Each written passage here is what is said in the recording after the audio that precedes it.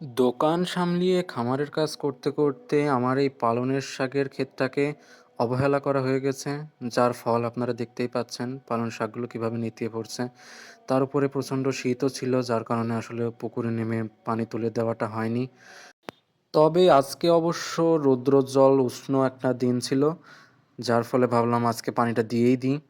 আসলে সেচ দিয়ে দিলে বোঝা যায় না যে একটা জমিতে কতটুকু পানি লাগে।